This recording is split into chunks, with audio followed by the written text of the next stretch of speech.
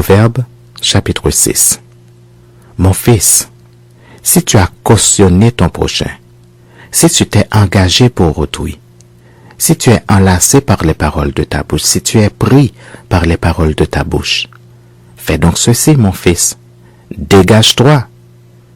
Puisque tu es tombé au pouvoir de ton prochain, va, prosterne-toi et fais des instances auprès de lui. Ne donne ni sommeil à tes yeux, ni assoupissement à tes paupières. Dégage-toi comme la gazelle de la main du chasseur, comme l'oiseau de la main de l'oiseleur. Va vers la fourmi, paresseux. Considère ses voies et deviens sage. Elle n'a ni chef, ni inspecteur, ni maître. Elle prépare en été sa nourriture. Elle amasse pendant la moisson de quoi manger. Paresseux, jusqu'à quand seras-tu couché? Quand te lèveras-tu de ton sommeil? Un peu de sommeil, un peu d'assoupissement, un peu croiser les mains pour dormir, et la pauvreté te surprendra comme un rôdeur, et la disette comme un homme en armes. L'homme pervers, l'homme inique, marche la fausseté dans la bouche, il cligne des yeux, parle du pied, fait des signes avec les doigts. La perversité est dans son cœur, il médite le mal en tout temps, il excite des querelles.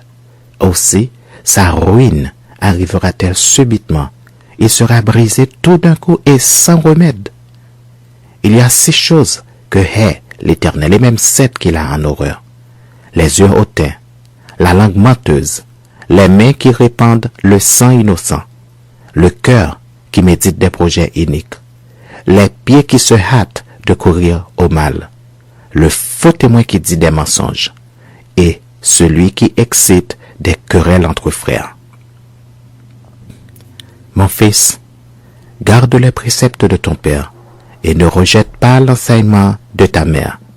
Lis-les constamment sur ton cou, attache-les à ton cou. Ils te dirigeront dans ta marche. Ils te garderont sur ta couche. Ils te parleront à ton réveil. Car le précepte est une lampe et l'enseignement une lumière. Et les avertissements de la correction sont le chemin de la vie. Ils te préserveront de la femme corrompue, de la langue doucereuse de l'étrangère.